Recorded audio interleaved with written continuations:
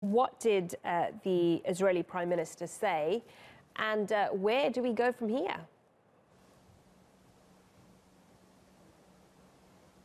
Well, the Israeli Prime Minister, obviously this isn't the first time they've had these tit-for-tat disputes, disagreements with each other, to put it lightly. But this time, and I think in particular because of the references to Hitler, to the Second World War, of course that's particularly sensitive to the Israelis. Many Israelis regard that as offensive, and Netanyahu immediately took to Twitter and he attacked President Erdogan, as he has done in the past. He said that Turkey was turning into a dark dictatorship and that the government, that Erdogan was massacring Syrians and Kurds, something that naturally the Turkish side would deny. So real increase in the ante of that rhetoric between the two sides. As I said, we've seen this before. We saw this prior to this nation-state law that came out in Israel itself.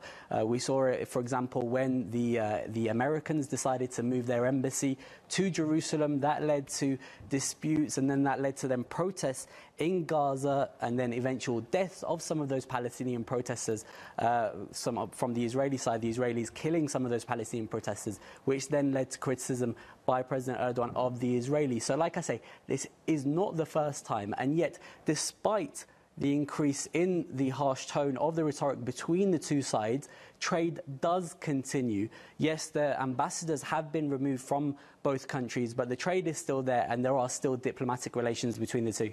Well, that's exactly what I wanted to ask you. Is this going to go beyond, or has it gone beyond words before?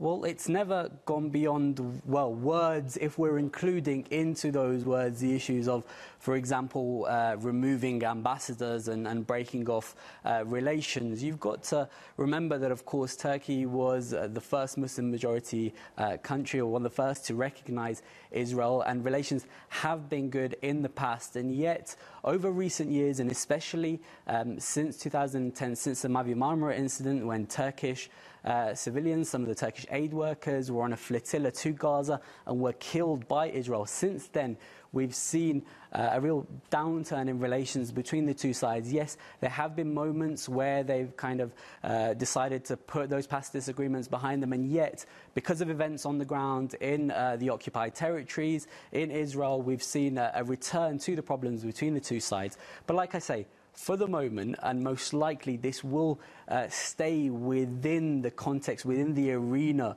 of verbal disputes, of diplomatic disputes. I don't think we're ever going to see any increase on that per se. And like I say, trade's still vitally important to those two countries.